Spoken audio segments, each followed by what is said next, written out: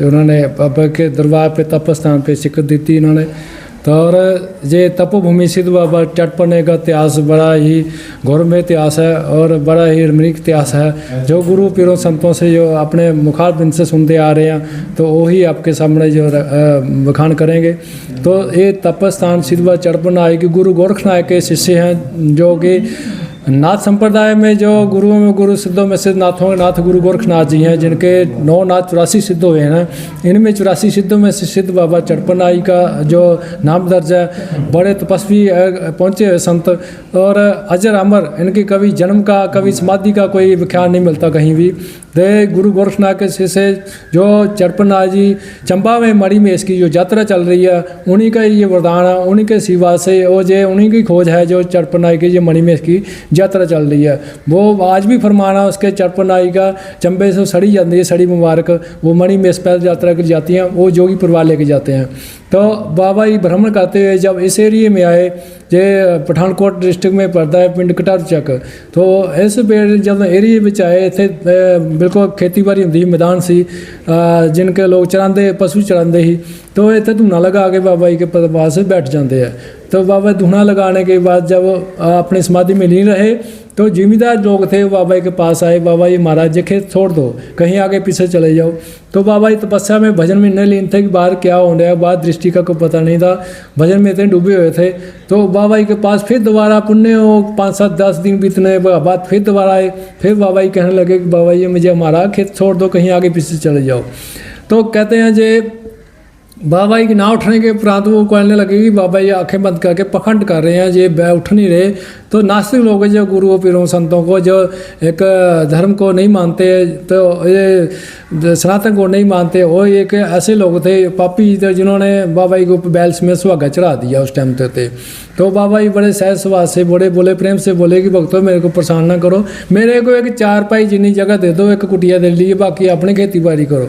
तो बाबा जी की वो बात नहीं माने, बाबा जी रात पड़ने वाली है, रातों रात जहाँ से चले जाओ, नहीं तो आपको धक्के देके जहाँ से निकालेंगे।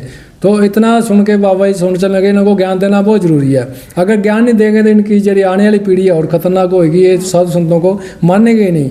तो बाबा जी ने अपनी योग माया से रात 12 बजे अपने तपस्या के नाल हिमाचल तो बन इकट्ठा करना शुरू किया, ਜਿਹੜੇ कि पंजाब ਦੇ ਵਿੱਚ ऐसे तरह के पेड़ पौधे किते भी नहीं पाए जाते और यदि आपो हवा पंजाब तो ਜਿਹੜੇ पौधों की अब अलग हैगी है। जैसे जिस स्थिति से पेड़ पौधा को आया, जैसे इस मेल का आया, वो आज भी इसी मेल से खड़ा है, जो इस मेल से ऐसा ऐसे मोटाई में आया तो वो आज भी ऐसी मोटाई, बदलना फुलना उसके लिए ज्ञान नहीं होता है। वैसे ही यहाँ पेड़ हरे भरे रहते हैं। तो चढ़पन आई यहाँ जो रात 4 बजे तक उन्होंने जंगल तैयार कर दिया, तो खेती बाड़ी करने वाले जो लोग थे वो डरे कि हमारे खेत में तो जंगल तैयार हो गया। लोगों ने जब देखा हैरान रह गए, फिर वृक्ष उड़ते आ रहे, चंबा की बात है कि आंधी नहीं तूफान नहीं, फिर यहाँ वृक्ष उड़ते आ रहे लग रहे थे। तो जब वो जो जिम्मेदार लोग थे वो बाबा जी के पास आए कि बाबा जी हमें क्षमा कर दो, माफ़ कर दो। तो बाबा जी ने उनको दर्शन नहीं दिए और वो गुप्त हो गए। तो ये पापी लोग हैं, इनको दर्शन नहीं देने, आकाशवाणी रास्ते बता दिया, इस जंगल की लकड़ नहीं कोई छेड़ना। अगर कोई दातन तक भी आज घर में लेके जाता है उसका नुकसान होना शुरू हो जाता है। इतना वरदान दे दिया जो लक्कर मुर्दे के ऊपर शमशान के घर में ऊपर जो मुर्दा जलाते हैं उस पर पाई जा सकती है। और ये जंगल की लकड़ है जो बाबा के धुएं में काम आती है, जो 24 घंटे अखंड रात दिन धुआं चलता है। लगभग 1600-1700 साल अखंड धुआं जे सदियों पुराना रात दिन चलता है। प्राचीन जो जहाँ स्थान है तो ये धुआं बाबा ही का है, बाकी सब बाद में बना हुआ है। तो सिद्ध बाबा चटपन आई ने ऐसा उनको ये दे दिया, श्राप दे रखा फिर आज भी जंगल लकड़ दातन तक घर नहीं लेके नहीं जाता थे। मुर्दे के काम आती है या लंगर बनता बाबा का जे आश्रम की तरफ से डेरे की तरफ से 24 घंटे यहाँ लंगर की सुविधा की रखी यात्रियों के लिए। आज तो ये चटपट आज ये बन जो एक रात बनने के कारण इसका नाम जो चटपट बनी ना आता ये रखा है। फटाफट कुछ तैयार हो जाती है।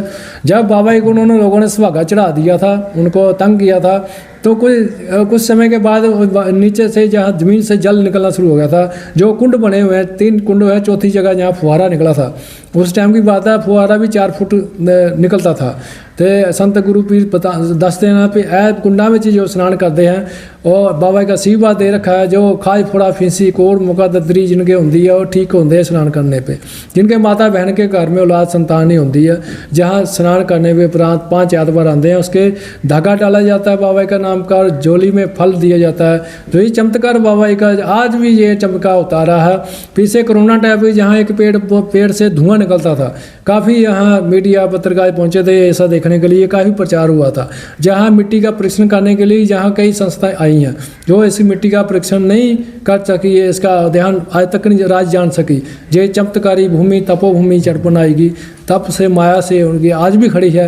और आज भी इस जंगल को कोई नुकसान नहीं है, सारे पास ये खुला बाउंड्री है, कोई बाउंड्री नहीं की हुई है। तो अनेक जोगी यहाँ तपस्वी महंत पीर यहाँ रह चुके हैं जिनकी समाधियाँ प्राचीन लगी हुई हैं। ऐसे गुरु शिष्य परंपरा जहाँ चलती आ रही है। जब को गुरु चोला छोड़ता है उसके आगे शिष्य बैठता है, फिर आगे शिष्य बैठता है।